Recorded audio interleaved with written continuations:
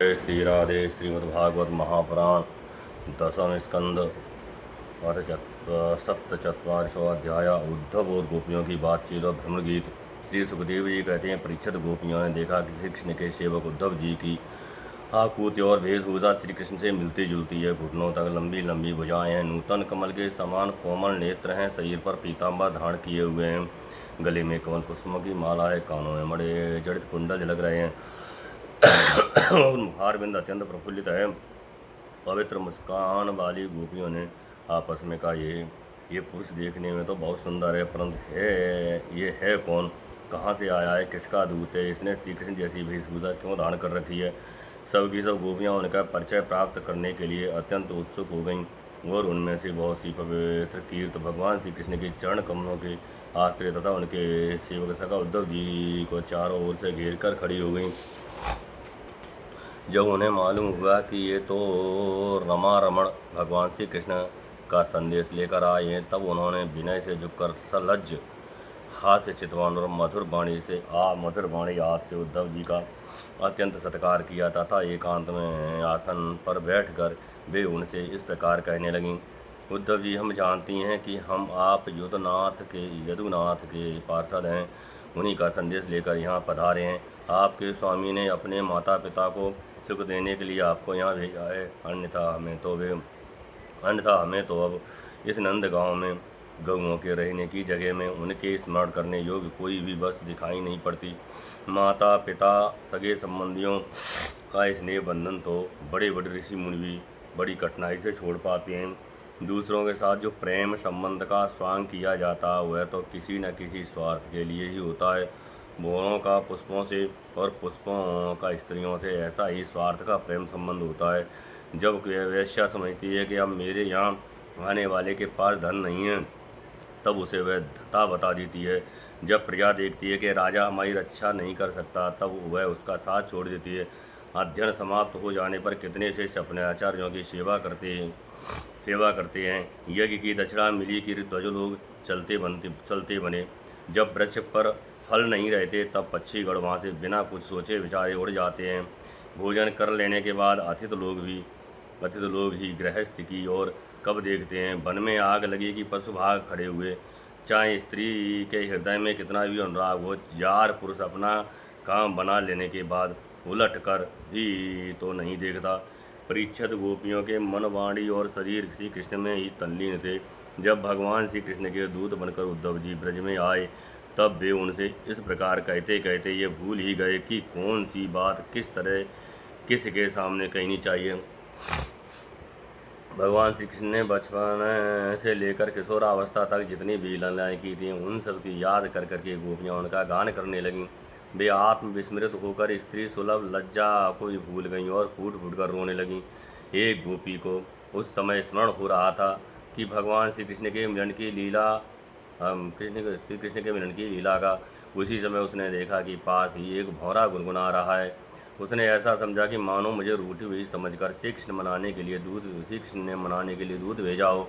वो गोपी भौरे से इस प्रकार कहने लगी। गोपी ने कहा, रे मधु, तू कपटी का सखा है, इसलिए तू भी कपटी है। तू हमारे पैरों को मत छू झूठे प्रणाम करके हमसे अनुनय विनय मत कर। हम देख रही हैं कि श्री कृष्ण की जो वनमाला हमारी सोतों के वक्षस्थल के स्पर्श से मसली हुई है, उसका पीला पीला कुमकुम तेरी मूँछों पर भी लगा हुआ है। तू स्वयं भी तो किसी कुसुम से प्रेम नहीं करता, यहाँ से वहाँ उड़ा करता है। जैसे तेरे स्वामी वैसा ही तू। मधुपति श्री कृष्ण मथुरा की मानी नायिकाओं को मनाया करें। उनका कुमकुम कृपा प्रसाद जो वेदवंशियों की सभा में उपहास करने योग्य है, अपने ही पास रखें। उसे तेरे द्वारा यहाँ भेजने की आवश्यकता नहीं है। जैसा तू काला है, वैसे ही वे भी हैं। तू भी पुष्पों का रस लेकर उड़ जाता है, वैसे ही वे भी निकले। उन्होंने हमें केवल एक बार, हाँ ऐसा ही लगता है, केवल एक बार अपनी तनिक सी मोहिनी और आधर सुधा पिलाई थी, और फिर हम भोली भाली गोपियों को छोड़कर वे यहाँ से चले गए। पता नहीं सुकुमारी लक्ष्मी उनके चरण कमलों की सेवा कैसे करती रहती हैं। अवश्य वे छैल छबीले श्री कृष्ण की चिकनी चुपड़ी बातों में आ गई होंगी। चित चोर ने उनका भी चित्त चुरा लिया होगा। अरे भ्रमर, हम वनवासिनी हैं, हमारे तो घर द्वार भी नहीं है। तुम लोगों के सामने यदुवंशी शिरोमणि श्री कृष्ण का बहुत सा गुणगान क्यों कर रहा है? तुम हम लोगों के सामने यदुवंशी शिरोमणि श्री कृष्ण का बहुत सा गुणगान क्यों कर रहा है? यह सब भला हम लोगों को मनाने के लिए ही तो है। परंतु नहीं नहीं, वे हमारे लिए कोई नए नहीं हैं, हमारे लिए तो जाने पहचाने बिल्कुल पुराने हैं। तेरी चापलूसी हमारे पास नहीं चलेगी। तू जा यहाँ से चला जा और उनके साथ साथ विजयी रहती है, और उनके जिनके साथ सदा विजय रहती है, उन श्री कृष्ण की मधुपुर वासिनी सखियों के सामने जाकर उनका गुणगान कर। वे नई हैं, उनकी लीलाएं कम जानती हैं, और इस समय वे उनकी प्यारी हैं। उनके हृदय की पीड़ा उन्होंने मिटा दी है। वे तेरी प्रार्थना स्वीकार करेंगी। तेरी चापलूसी से प्रसन्न होकर तुझे मुँह मांगी वस्तु दे देंगी। भोरे, वे हमारे लिए छटपटा रहे हैं, ऐसा तू क्यों कहता है? उनकी कपट भरी मनोहर मुस्कान और भौहों के इशारे से जो बस में न हो जाए, उनके पास दौड़ी ना आवे, ऐसी कौन सी स्त्रियां हैं? अरे अनजान, स्वर्ग में, पाताल में और पृथ्वी में ऐसी एक भी स्त्री नहीं है। औरों की तो बात ही क्या है, स्वयं लक्ष्मी जी भी उनके चरण रज की सेवा किया करती हैं। फिर हम श्री कृष्ण के लिए किस गिनती में हैं? परंतु तुम उनके पास जाकर कहना कि तुम्हारा नाम तो उत्तम श्लोक है। आज अच्छे अच्छे लोग तुम्हारी कीर्ति का गान करते हैं, परंतु इसकी सार्थकता तो इसी में है कि तुम दीनों पर दया करो, नहीं तो श्री कृष्ण तुम्हारा उत्तम श्लोक नाम झूठा पड़ जाता है। अरे मधुकर, देख, तू मेरे पैर पर सिर मत टेक। मैं जानती हूँ कि तू अनुनय विनय करने में, क्षमा याचना करने में बड़ा निपुण है। मालूम होता है तू श्री कृष्ण से ही यही सीख कर आया है कि रूठे हुए को मनाने के लिए दूत को संदेह वाहक को कितनी चाटुकारिता करनी पड़ती है। परंतु समझ ले कि यहाँ तेरी दाल नहीं गलने की। देख, हमने श्री कृष्ण के लिए ही अपने पति पुत्र और दूसरे लोगों को छोड़ दिया, परंतु उनमें तनिक भी कृतज्ञता नहीं। वे ऐसे निर्मोही निकले कि हमें छोड़कर चलते बने। अब तू ही बता, ऐसे अकृतज्ञ के साथ हम क्या संधि करें? क्या तू अब भी कहता है कि उन पर विश्वास करना चाहिए? ये रे मधुप, जब वे राम बने थे तब उन्होंने कपिराज बाली को व्याध के समान छिपकर बड़ी निर्दयता से मारा था। बेचारी सुपर्णखा काम बस उनके पास आई थी, परंतु उन्होंने अपनी स्त्री के बस होकर उस बिचारी के नाक कान काट लिए और इस प्रकार उसे कुरूप कर दिया। ब्राह्मण के घर बामन के रूप में और जन्म लेकर उन्होंने क्या किया? बल ने तो उनकी पूजा की, उनकी मुँह मांगी बसु दी, और उन्होंने उसकी पूजा ग्रहण करके भी उसे वरुण पास में बांध कर पाताल में डाल दिया। ठीक वैसे ही जैसे कौआ बल खाकर भी बल देने वाले को अपने अन्य साथियों के साथ मिलकर घेर लेता है और परेशान करता है। अच्छा, तो अब जाने दे, हमें श्री कृष्ण से क्या किसी भी काली वस्तु के साथ मित्रता से कोई प्रयोजन नहीं है। परंतु यदि तुम ये कहे कि जब ऐसा है तब तुम लोग उनकी चर्चा क्यों करती हो, तो भ्रमर, हम सच कहती हैं, एक बार जिसे उसका चस्का लग जाता है वो उसे छोड़ नहीं सकता। ऐसी दशा में हम चाहने पर भी उनकी चर्चा छोड़ नहीं सकती। श्री कृष्ण के लीला रूप कर्णामृत के एक कण का भी जो रसास्वादन कर लेता है, उसके राग द्वेष सुख दुख आदि सारे द्वंद्व छूट जाते हैं। यहाँ तक कि बहुत से लोग तो अपनी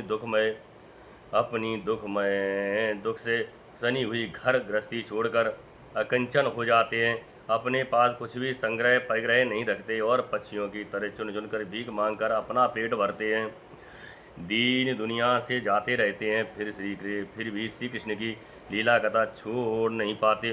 वास्तव में उसका रस, उसका चस्का ऐसा ही है। यही दशा हमारी हो रही है। जैसे कृष्ण सार मृग की पत्नी भोली भाली हरनियाँ व्याध के सुमधुर गान का विश्वास कर लेती हैं और उसके जाल में फंसकर मारी जाती हैं, वैसे ही हम भोली भाली गोपियाँ भी उस छलिया कृष्ण की कपट भरी मीठी मीठी बातों में आकर उन्हें सत्य के समान मान बैठी और उनके नख स्पर्श से होने वाली काम व्याधि का बार बार अनुभव करती रहीं। इसलिए श्री कृष्ण के दूत भोरे, अब इस विषय में तू और कुछ मत कह, तुझे कहना ही हो तो कोई दूसरी बात कहे। हमारे प्रियतम के प्यारे सखा, जान पड़ता है तुम एक बार उधर जाकर फिर लौट आए हो। अवश्य ही हमारे प्रियतम ने मनाने के लिए तुम्हें भेजा होगा। प्रिय भ्रमर, तुम सब प्रकार से हमारे माननीय हो। कहो तुम्हारी क्या इच्छा है, हमसे जो चाहो सो मांग लो। अच्छा तुम सच बताओ, क्या हमें वहाँ ले चलना चाहते हो? अजी उनके पास जाकर लौटना बड़ा कठिन है। हम तो उनके पास जा चुकी हैं, परंतु तुम हमें वहाँ ले जाकर करोगे क्या? प्यारे भ्रमर, उनके साथ उनके बक्षस्थल पर तो उनकी प्यारी पत्नी लक्ष्मी जी सदा रहती हैं ना, तब वहाँ हमारा निर्वाह कैसे होगा? अच्छा हमारे प्रियतम के प्यारे दूत मधुकर, हमें यह बतलाओ कि आर्यपुत्र भगवान श्री कृष्ण गुरुकुल से लौटकर मधुपुरी में अब सुख से तो है ना? क्या वे कभी नंद बाबा, यशोदा रानी, यहाँ के घर सगे संबंधी और ग्वाल वालों की याद करते हैं? और क्या हम दासियों की भी कोई बात कभी चलाते हैं? प्यारे भ्रमर, हमें यह भी बताओ कि कभी कभी अपने आगर के समान दिव्य सुगंध से युक्त भुजा हमारे सिरों पर रखेंगे? क्या हमारे जीवन में कभी ऐसा शुभ अवसर भी आएगा? श्री सुखदेव जी कहते हैं, परीक्षित, गोपियाँ भगवान श्री कृष्ण के दर्शन के लिए अत्यंत उत्सुक लालायित हो रही थीं, उनके लिए तड़प रही थी। उनकी बात सुनकर उद्धव जी ने उन्हें उनके प्रियतम का संदेश सुनाकर सांत्वना देते हुए इस प्रकार कहा। उद्धव जी ने कहा, हो गोपियों, तुम कृतकृत्य हो, तुम्हारा जीवन सफल है। देवियों, तुम सारे संसार के लिए पूजनीय हो, क्योंकि तुम लोगों ने इस प्रकार भगवान श्री कृष्ण को अपना हृदय, अपना सर्वस्व समर्पित कर दिया है। दान, व्रत, तप, होम, जप, वेदाध्ययन, ध्यान, धारणा, समाधि और कल्याण के अन्य विविध साधनों के द्वारा भगवान की भक्ति प्राप्त हो, यही प्रयत्न किया जाता है। ये बड़े सौभाग्य की बात है कि तुम लोगों ने पवित्र कीर्त भगवान श्री कृष्ण के प्रति वही सर्वोत्तम प्रेम भक्ति प्राप्त की है और उसी का आदर्श स्थापित किया है, जो बड़े बड़े ऋषि मुनियों के लिए भी अत्यंत दुर्लभ है। सचमुच यह कितने सौभाग्य की बात है कि तुमने अपने पुत्र, पति, देह, स्वजन और घरों को छोड़कर पुरुषोत्तम भगवान श्री कृष्ण को, जो सबके परम पति हैं, पति के रूप में वर्ण किया है। महाभाग्यवती गोपियों, भगवान श्री कृष्ण के वियोग से तुमने इन इंद्रियातीत परमात्मा के प्रति वह भाव प्राप्त कर लिया है, जो सभी वस्तुओं के रूप में उनका दर्शन करता है, वस्तुओं के रूप में उनका दर्शन कराता है। तुम लोगों का वह भाव मेरे सामने भी प्रकट हुआ। ये मेरे ऊपर तुम देवियों की बड़ी ही दया है। मैं अपने स्वामी का गुप्त काम करने वाला दूत हूँ। तुम्हारे प्रीतम भगवान श्री कृष्ण ने तुम लोगों को परम सुख देने के लिए ये प्रिय संदेश भेजा है। कल्याणियों, वही लेकर तुम लोगों के पास आया हूँ, अब उसे सुनो। भगवान श्री कृष्ण ने कहा, मैं सबका उपादान कारण होने से सबका आत्मा हूँ, सब में अनुगत हूँ, इसलिए मुझसे कभी भी तुम्हारा वियोग नहीं हो सकता। जैसे संसार के सभी भौतिक पदार्थों में आकाश, वायु, अग्नि, जल और पृथ्वी, ये पांचों भूत व्याप्त हैं, इन्हीं से सब वस्तुएं बनी हैं और यही उन वस्तुओं के रूप में हैं। वैसे ही मैं मन, प्राण, पंचभूत, इंद्रिय और उनके विषयों का आश्रय हूँ। वे मुझ में हैं, मैं उनमें हूँ।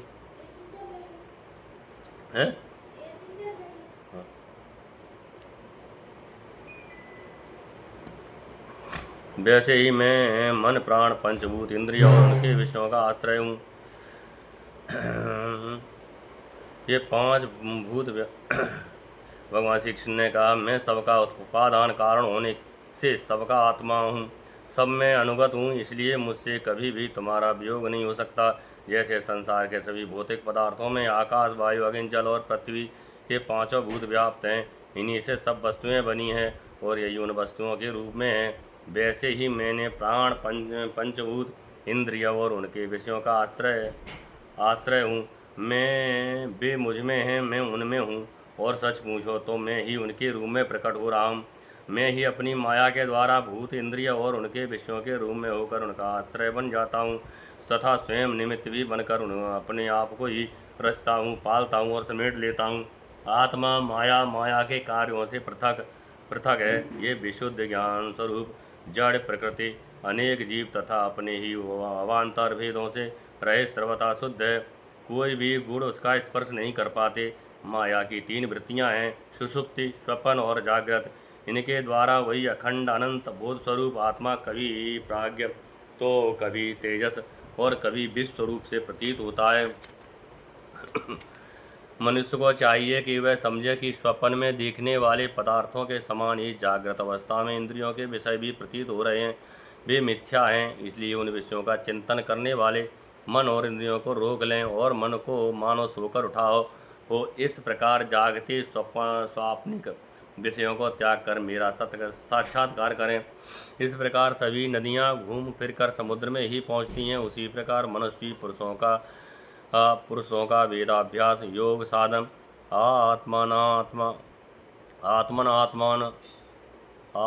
आत्मात्मान विवेक, त्याग, तपस्या, इंद्रिय संयम और सत्य आज समस्त धर्म मेरी प्राप्त में ही समाप्त होते हैं। सबका सच्चा फल है मेरा साक्षात्कार, क्योंकि वे सब मन को निरुद्ध करके मेरे पास पहुँचते हैं। गोपियों, इस समय में संदेह नहीं है कि मैं तुम्हारे नयनों का ध्रुवतारा हूँ, तुम्हारा जीवन सर्वस्व हूँ। किंतु मैं जो तुमसे इतना दूर रहता हूँ उसका कारण है वह यही कि तुम निरंतर मेरा ध्यान कर सको। शरीर से दूर रहने पर भी मन से तुम मेरी सन्निधि का अनुभव करो। अपना मन मेरे पास रखो, क्योंकि स्त्रियों और अन्य प्रेमियों का चित्त अपने परदेसी प्रियतम में जितना अनिश्चल भाव से लगा रहता है, उतना आँखों के सामने पास रहने वाले प्रियतम में नहीं लगता। अशेष प्रवृत्तियों से रहित संपूर्ण मन मुझ में लगाकर जब तुम लोग मेरा अनुस्मरण करोगी, तब शीघ्र ही सदा के लिए मुझे प्राप्त हो जाओगी। कल्याणियों, जिस समय मैंने वृंदावन में शारदीय पूर्णिमा की रात्र में रास क्रीड़ा की थी, उस समय जो गोपियाँ स्वजनों के रोक लेने से ब्रज में ही रह गईं, मेरे साथ रास विहार में सम्मिलित न हो सकी, वे मेरी लीलाओं का स्मरण करने से ही मुझे प्राप्त हो गई थीं। तुम्हें भी मैं मिलूँगा अवश्य, निराश होने की कोई बात नहीं है। श्री सुखदेव जी कहते हैं, परीक्षित, अपने प्रियतम श्री कृष्ण का ये संदेश सुनकर गोपियों को बड़ा आनंद हुआ। उनके संदेश से उन्हें श्री कृष्ण के स्वरूप और एक एक लीला की याद आने लगी। प्रेम से भरकर उन्होंने उद्धव जी से कहा। गोपियों ने कहा, उद्धव जी, ये बड़े सौभाग्य की और आनंद की बात है। यदुवंशियों को सताने वाला पापी कंस अपने अनुयायियों के साथ मारा गया। ये भी कम आनंद की बात नहीं है कि श्री कृष्ण के बंधु बांधव और गुरुजनों के सारे मनोरथ पूर्ण हो गए तथा अब हमारे श्याम सुंदर उनके साथ सकुशल निवास कर रहे हैं। किंतु उद्धव जी, एक बात आप हमें बतलाइए, जिस प्रकार हम अपनी प्रेम भरी लजीली मुस्कान और उन्मुक्त चितवन से उनकी पूजा करती हैं और वे भी हमसे प्यार करते हैं, उसी प्रकार मथुरा की स्त्रियों से भी वे प्रेम करते हैं या नहीं। तब तक दूसरी गोपी बोल उठी, अरे सखी, हमारे प्यारे श्याम सुंदर तो प्रेम की मोहिनी कला के विशेषज्ञ हैं। सभी श्रेष्ठ स्त्रियां उनसे प्यार करती हैं। फिर भला जब नगर की स्त्रियां उनसे मीठी मीठी बातें करेंगी और हा भाव से उनकी ओर देखेंगी, तब वे उन पर क्यों नहीं रीझेंगे। दूसरी गोपियां बोलीं, साधो, आप ये तो बतलाइए कि जब कभी नागरी नारियों की मंडली में कोई बात चलती है और हमारे प्यारे स्वच्छंद रूप से बिना की संकोच के जब प्रेम की बातें करने लगते हमारे प्यारे स्वच्छंद रूप से बिना की संकोच के जब प्रेम की बातें करने लगते हैं, तब क्या कभी प्रसंगवश हम गंवार ग्वालिनों की भी याद करते हैं। कुछ गोपियों ने कहा, उद्धव जी, क्या कभी श्री कृष्ण और रात्रियों का स्मरण करते हैं, जब कुमुदनी तथा कुंद के पुष्प खिले हुए थे, चारों ओर चांदनी छिटक रही थी और वृंदावन अत्यंत रमणीय हो रहा था। उन रात्रियों में ही उन्होंने रास मंडल बनाकर हम लोगों के साथ नृत्य किया था। कितनी सुंदर थी वह रासलीला। उस समय हम लोगों के पैरों के नूपुर झुन बज रहे थे। हम सब सखियाँ उन्हीं की सुंदर सुंदर लीलाओं का गान कर रही थीं और वे हमारे साथ नाना प्रकार के विहार कर रहे थे।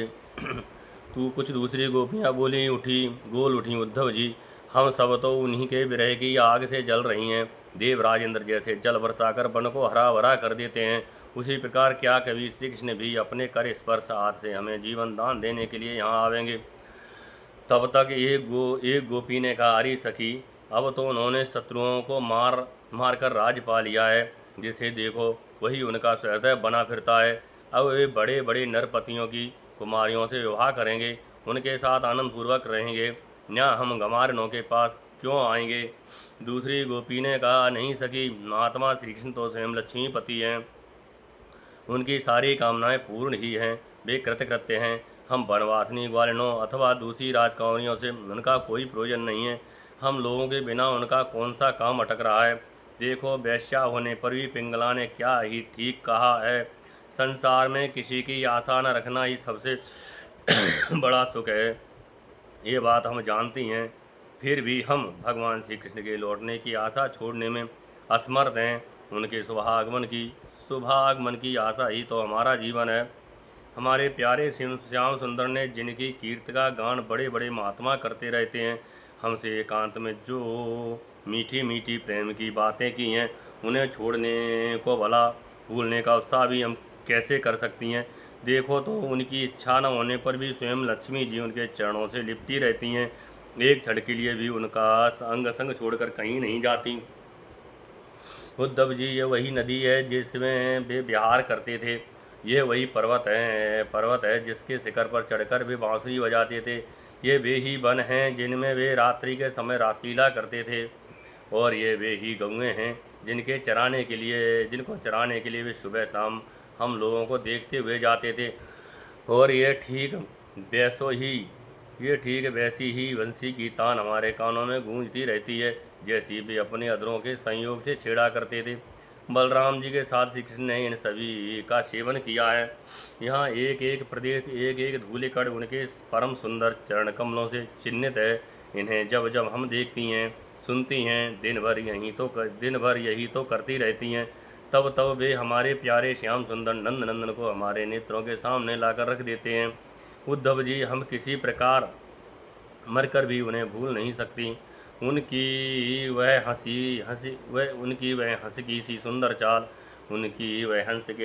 चाल, उन्मुक्त हास, विलासपूर्ण चितवन और मधुमयी बाणी, आहा, उन सब ने हमारा चित्त चुरा लिया है। हमारा मन हमारे वश में नहीं है, अब हम उन्हें भूलें तो किस तरह? हमारे प्यारे श्री कृष्ण, तुम ही हमारे जीवन के स्वामी हो, सर्वस्व हो। प्यारे, तुम लक्ष्मीनाथ हो तो क्या हुआ, हमारे लिए तो ब्रजनाथ ही हो। हम ब्रज गोपियों के एकमात्र तुम ही सच्चे स्वामी हो। श्याम सुंदर, तुमने बार बार हमारी व्यथा मिटाई है, हमारे संकट काटे हैं। गोविंद, तुम गौओं से बहुत प्रेम करते हो, क्या हम गौएं नहीं हैं? तुम्हारा यह सारा गोकुल, जिसमें ग्वाल बाल, माता पिता, गौएं और गोपियाँ सब कोई हैं, दुख के अपार सागर में डूब रहा है। तुम इसे बचाओ, आओ हमारी रक्षा करो। श्री सुखदेव जी कहते हैं, प्रिय परीक्षित, भगवान श्री कृष्ण का प्रिय संदेश सुनकर गोपियों के विरह की व्यथा शांत हो गई थी। वे इंद्रिय अतीत भगवान श्री कृष्ण को अपने आत्मा के रूप में सर्वत्र स्थित समझ चुकी थी। अब वे बड़े प्रेम और आदर से उद्धव जी का सत्कार करने लगीं। उद्धव जी गोपियों की विरह व्यथा मिटाने के लिए कई महीनों तक वहीं रहे। वे भगवान श्री कृष्ण की अनेकों लीलाएं और बातें सुनाकर ब्रजवासियों को आनंदित करते रहते। नंद बाबा के ब्रज में जितने दिनों तक उद्धव जी रहे, उतने दिनों तक भगवान श्री कृष्ण की लीला की चर्चा होते रहने के कारण ब्रजवासियों को ऐसा जान पड़ा मानो अभी एक ही क्षण हुआ हो। भगवान के परम प्रेमी भक्त उद्धव जी कभी नदी तट पर जाते, कभी वनों में विहरते और कभी गिरिराज की घाटियों में विचरते, कभी रंग बिरंगे फूलों से लदे हुए वृक्षों में ही रम जाते। और यहाँ भगवान श्री कृष्ण ने कौन सी लीला की है, ये पूछ कर ब्रजवासियों को भगवान श्री कृष्ण और उनकी लीला के स्मरण में तन्मय कर देते। उद्धव जी ने ब्रज में रहकर गोपियों की इस प्रकार की प्रेम विकलता तथा और भी बहुत सी प्रेम चेष्टाएँ देखीं। उनकी इस प्रकार श्री कृष्ण में तन्मयता देखकर वे प्रेम और आनंद से भर गए। अब वे गोपियों को नमस्कार करते हुए इस प्रकार गान करने लगे, इस पृथ्वी पर केवल इन गोपियों का ही शरीर धारण करना श्रेष्ठ एवं सफल है, क्योंकि ये सर्वात्मा भगवान श्री कृष्ण के परम प्रेममय दिव्य महाभाव में स्थित हो गई हैं। प्रेम की ये ऊंची से ऊंची स्थित संसार के भय से भीत मुमुक्ष जनों के लिए ही नहीं, अपितु बड़े बड़े मुनियों, मुक्त पुरुषों तथा हम भक्तजनों के लिए भी अभी वांछनीय ही है। हमें इनकी प्राप्त नहीं हो सकी। सत्य है, जिन्हें भगवान श्री कृष्ण की लीला कथा के रस का चस्का लग गया है, उन्हें कुलीनता की द्विजाति समुचित संस्कार की और बड़े बड़े यज्ञ यागों में दीक्षित होने की क्या आवश्यकता है। अथवा यदि भगवान की कथा रस नहीं मिला, उसमें रुचि नहीं हुई, तो अनेक कल्पों तक बार बार ब्रह्मा होने से ही क्या लाभ है। कहाँ ये बनचरी आचार ज्ञान और जात से हीन गंवारी गाँव की गंवार ग्वालिने, और कहाँ सहितानंद घन भगवान श्री कृष्ण ने ये अनन्य प्रेम परम प्रेम। अहो धन्य है। इससे सिद्ध होता है कि कोई भगवान के स्वरूप और रहस्य को न जानकर भी उनसे प्रेम करे, उनका भजन करे, तो वे स्वयं अपनी शक्ति से अपनी कृपा से उसका परम कल्याण कर देते हैं। ठीक वैसे ही जैसे कोई अनजाने में भी अमृत पी ले, तो वह अपनी वस्तु शक्ति से ही पीने वाले को अमर बना देता है। भगवान श्री कृष्ण ने रातोत्सव के समय इन ब्रजांगनाओं के गले में बाँह डाल डालकर इनके मनोरथ पूर्ण किए। इन्हें भगवान ने जिस कृपा प्रसाद का वितरण किया, उन्हें जैसा प्रेम दान किया, वैसा भगवान की परम प्रेमवती नित्य संगिनी बक्षस्थल पर विराजमान लक्ष्मी जी को भी नहीं प्राप्त हुआ। कमल की सी सुगंध और कांत से युक्त देवांगनाओं को भी नहीं मिला। फिर दूसरी स्त्रियों की तो बात ही क्या करें। मेरे लिए तो सबसे अच्छी बात यही होगी कि मैं इस वृंदावन धाम में कोई झाड़ी लता अथवा औषधि जड़ी बूटी ही बन जाऊं। आहा, यदि मैं ऐसा बन जाऊंगा तो मुझे ब्रजांगनाओं की चरण धूल निरंतर सेवन करने के लिए मिलती रहेगी। इनकी चरण रज में स्नान करके मैं धन्य हो जाऊंगा। धन्य हैं ये गोपियाँ। देखो तो सही, जिनको छोड़ना अत्यंत कठिन है, उन स्वजन संबंधियों तथा लोक वेद की आर्य मर्यादा का परित्याग करके उन्होंने भगवान की पदवी, उनके साथ तन्मयता, उनका परम प्रेम प्राप्त कर लिया है। औरों की तो बात ही क्या है। भगवत वाणी, उनकी निश्वास रूप समस्तृतियाँ उपनिषदें भी अब तक भगवान के परम प्रेममय स्वरूप को ढूंढती ही रहती हैं, प्राप्त नहीं कर पाती। स्वयं भगवती लक्ष्मी जी जिनकी पूजा करती रहती हैं, ब्रह्मा शंकर आदि परम समर्थ देवता पूर्ण काम आत्माराम और बड़े बड़े योगेश्वर अपने हृदय में जिनका चिंतन करते रहते हैं, भगवान श्री कृष्ण के उन्हीं चरणारविंदों को रसलीला के समय गोपियों ने अपने वक्ष स्थल पर रखा और उनका आलिंगन करके अपने हृदय की जलन भय व्यथा शांत की। नंद बाबा के ब्रज में रहने वाली गोपांगनाओं की चरण धूल को मैं बारंबार प्रणाम करता हूँ, उसे सिर पर चढ़ाता हूँ। आह, इन गोपियों ने भगवान श्री कृष्ण की लीला कथा के संबंध में जो कुछ गान किया है, वह तीनों लोकों को पवित्र कर रहा है और सदा सर्वदा पवित्र करता रहेगा। श्री सुखदेव जी कहते हैं, परीक्षित, इस प्रकार कई महीनों तक ब्रज में रहकर उद्धव जी ने जब मथुरा जाने के लिए गोपियों से नंद बाबा और यशोदा मैया से आज्ञा प्राप्त की, बाल बालों से विदा लेकर वहां से यात्रा करने के लिए वे रथ पर सवार हुए। जब उनका रथ ब्रज से बाहर निकला, तब नंद बाबा आदि गोपगढ़ बहुत सी भेंट की सामग्री लेकर उनके पास आए और आंखों में आंसू भरकर उन्होंने बड़े प्रेम से कहा, उद्धव जी, आप अब हम यही चाहते हैं कि हमारे मन की एक एक वृत्ति, एक एक संकल्प श्री कृष्ण के चरण कमलों के ही आश्रित रहे, उनकी सेवा के लिए उठे और उन्हीं में लगी भी रहे। हमारी वाणी नित्य निरंतर उन्हीं के नामों का उच्चारण करती रहे और शरीर उन्हीं को प्रणाम करने उन्हीं की आज्ञा पालन और सेवा में लगा रहे। उद्धव जी, हम सच कहते हैं, हमें मोक्ष की इच्छा बिल्कुल नहीं है। हम भगवान की इच्छा से अपने कर्मों के अनुसार चाहे जिस यौन में जन्म लें, वहाँ शुभ आचरण करें, दान करें, उसका फल यही पावें कि हमारे अपने ईश्वर श्री कृष्ण हमारे प्रीत उत्तरोत्तर बढ़ती रहे। हमारे अपने ईश्वर श्री कृष्ण में हमारी प्रीत उत्तरोत्तर बढ़ती रहे। प्रिय परीक्षक, नंद बाबा आदि गोपों ने इस प्रकार श्री कृष्ण भक्त के द्वारा उद्धव जी का सम्मान किया। अब वे भगवान श्री कृष्ण के द्वारा सुरक्षित मथुरापुरी में लौट आए। वहाँ पहुँचकर उन्होंने भगवान श्री कृष्ण को प्रणाम किया और उन्हें ब्रजवासियों के प्रेममयी भक्ति का उद्रेक जैसा उन्होंने देखा था कहे सुनाया। इसके बाद नंद बाबा ने भेंट की जो सामग्री दी थी, वह उनको वसुदेव जी, बलराम जी और राजा उग्रसेन को दे दी। इति श्रीमद्भागवते महापुराणे परमहंसायां संहितायां दशम स्कंदे पूर्वार्धे उद्धव प्रत्यायने सप्तचत्वारिंशोऽध्याय। जय जय श्री राधे।